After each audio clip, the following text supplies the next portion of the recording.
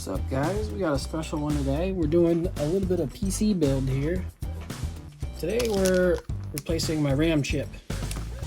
So I got a 16 gig RAM. Hopefully this is the right one. I'm pretty sure it is. I've already replaced it before and it worked. And I tried to make sure I got the same one again, but I'm not 100% positive because the 8 gig RAM that I installed did not register. So let's try with the 8 gig. I have put a 16 gig in this before, so it did work before. So, and this is the Samsung 16 gigabyte. Don't really know much else about it. 266, 16 gigabyte. Yeah, but yeah, that's my new RAM chip. Be really careful handling these things. I'm probably doing this wrong, but do not touch the connections. Should be okay if you do, but you really want to avoid doing that because any small residue on this could cause the chip to malfunction. So we're going to set that to the side real quick, and I'm going to open up this PC. I went ahead and already took all the screws out, so it won't be long. I really only have, I don't even think I need a screw here, to be honest. It's this easy. But if you haven't taken the screws out yet, I do it because there's clips on these. It's a pain in the ass to keep taking the screws out every time. This thing has clips. It's pretty solid. I don't think you really need the screws. But there's other screws underneath these rubber tabs, but we're not gonna mess with that because I'm not putting the screws back in this thing. It's pointless. It's just another step that you add. And it's not really gonna affect the integrity of the PC because these clips, as you can see, are hard as hell to get off. I have to pop it over here real quick because I can't even do it and show you at the same time. I'm having some trouble here.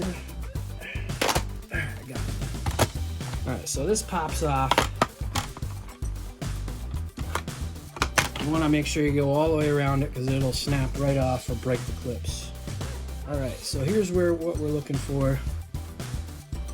RAM chip. Real easy to take out and install. The little clips, pops right out. There you go. 4 gig RAM, Samsung 3200. So 1RX16 PC4 3200AA. I don't know what that means, but it's a little different than mine. So hopefully this works. If not, we're just gonna have to end the video and do it in order another part. It's gonna really suck if we have to do that. I'm pretty sure this is right though. I've already put a 16 gig in there before and it worked. So yeah, it's that simple. It just snaps right in. You show a little zoom. Those 2 little clips you pop, it pulls right out, and then you pop in your new one. You shouldn't need to do any formatting or installation. It should be plug and play. But yeah, this is we actually just recently installed the new SATA chip. This is a 256 gig SATA M3 or M2. The M2, yep, M2 SATA SSD. So unlike the NVMe drives, my system was only compatible to the SATA SSDs, not the NVMe Express. So I found that out with some troubleshooting. I can upgrade this chip a little bit more, but I don't necessarily need to. Because we have a 500 gig extra hard drive, so we have close to a terabyte of space here, which is more than enough for this PC to handle because it doesn't really have the graphics processing power I'd like it to.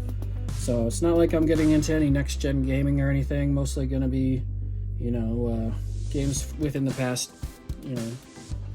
10 years or so. But I'm mostly going to be retro gaming, so this should help out a lot. It's really that simple. And then just pop the cover back on and boot her up. This should work. So we're gonna go ahead and film that. Hopefully this works. So we got the HP logo. That's good. And it looks like it's booting up. So it looks like we have successfully installed a 16 gig RAM into my HP notebook. We've upgraded from 4 gigabytes of RAM to 16. The reason I did this is because when I go into my operating system and I look at my my task manager and my performance, yep, so we're booted up. relatively quickly. Let me hide my password here. This is a fake account anyways, but still. The reason I'm changing it is because I've noticed that my RAM is usually running at its max capacity for very simple tasks. So that right there alone told me that it needs more RAM. So we're gonna go ahead and do a quick diagnostics just to show you the difference here.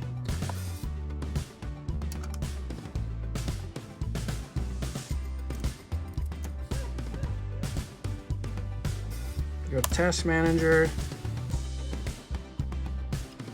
Taking an eternity to boot up. Now they just changed Task Manager on me with Windows 11, so I don't even know how to navigate this thing anymore. It's kind of annoying. All right, performance, there it is. All right, so we're showing, see, we're running 2.3 gigs of memory just booting up Task Manager. That's more than half of the previous card that I was using, which also only ran at like 3.3 gigs. So two-thirds of my operating system was being hunkered down by just basic functionings. So now we're running at 17% of my memory, my total memory. We should be good here. It shouldn't have a whole lot of trouble running processes, because it's going to have all this extra memory to work with when you're running new programs. So the problem I was having was it was basically maxed out no matter what I did. So if you have a 4 gigabyte RAM, go do yourself a favor, spend the extra money, get a 16 gigabyte at least, because it's gonna improve the speed of your PC phenomenally. I hope that was helpful. I'll catch you guys later. Peace.